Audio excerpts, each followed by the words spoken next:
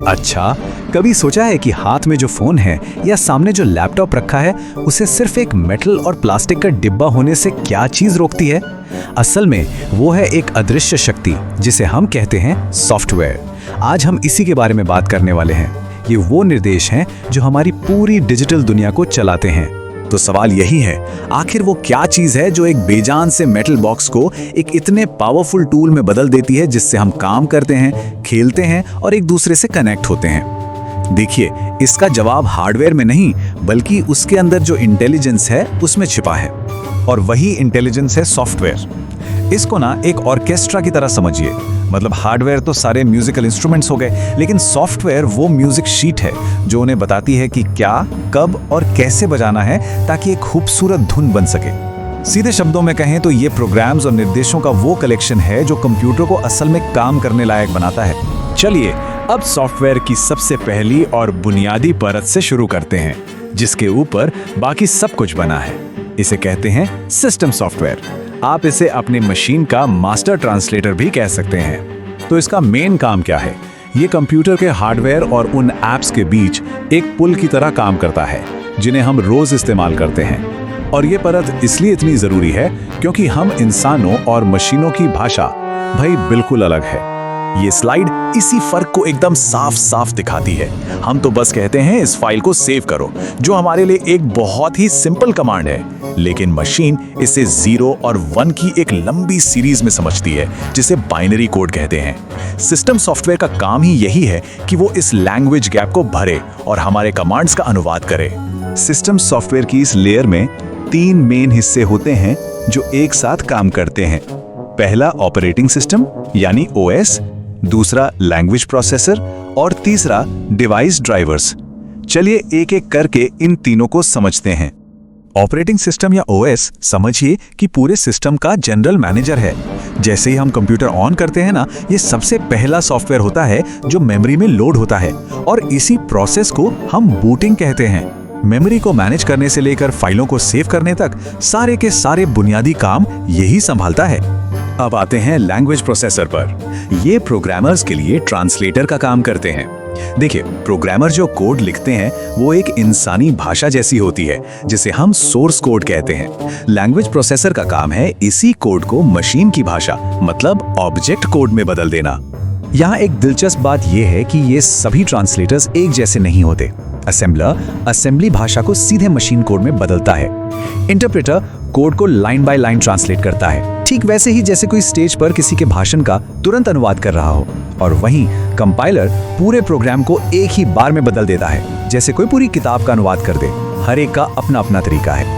और आखिर में आते हैं डिवाइस ड्राइवर्स। ये छोटे लेकिन बहुत ही पावरफुल प्रोग्राम हैं जो ऑपरेटिंग सिस्टम को बाहरी हार्डवेयर जैसे प्रिंटर, माउस या वेबकैम से बात करने और उन्हें कंट्रोल करने की इजाजत देते हैं। सच कहूं तो बिना सही ड्राइवर के आपका नया नवेला प्रिंटर सिर्फ एक महंगा पेपरवेट बनकर रह जाएगा। तो अब जब हम सिस्टम सॉफ्टवेयर की नींव को समझ गए हैं, तो चलिए उस लेयर पर चलते हैं जिससे हम रोज सीधे सीधे इंटरैक्ट करते हैं। एप्लीकेशन सॉफ्टवेयर यानी हमारा digital tool box. Application software, जिन्हें हम आम भाषा में एप्स कहते हैं, वो खास काम करने के लिए बनाए गए टूल्स हैं। जहां सिस्टम सॉफ्टवेयर पर्दे के पीछे काम करता है, वहीं एप्स वो प्रोग्राम हैं जिन्हें हम सीधे खोलकर इस्तेमाल करते हैं, जैसे कोई डॉक्यूमेंट लिखना हो या दोस्तों से चैट करना हो।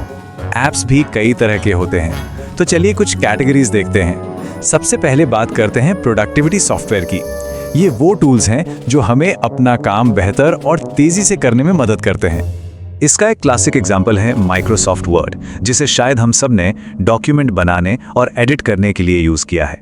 ये हमारे आइडियाज को शब्दों में ढालने में मदद करता है। और इसी तरह ट्रेलो जैसे प्रोजेक्ट मैनेजमेंट टूल्स भी हैं। ये टीमों को बड़े बड़े प्रोजेक्ट्स को छोटे मैनेजेबल कामों में बांटने में मदद करते हैं ताकि कोई भी काम पीछे ना रह जाए। ये दोनों ही सॉफ्टवेयर हमारी प्रोडक्टिविटी को बढ़ाने के लिए डिजाइन किए गए हैं। प्रोडक्टिविटी के बाद अगली जो बड़ी कैटेगरी है वो है कम्युनिकेशन सॉफ्टवेयर की। जैसा कि नाम से ही पता चल रहा है, ये एप्स हमें एक दूसरे से जुड़े रखते हैं, चाहे हम दुनिया के किसी भी कोने में क्यों ना हो। इसका एक बेहतरीन उदाहरण है जूम। इसने तो वर्चुअल मीटिंग्स और वीडियो कॉन्फ्रेंसिंग को हमारे काम और पढ़ाई का एक अहम हिस्सा बना दिया है, जिससे दूरियां जैसे खत्म ही हो गई हैं।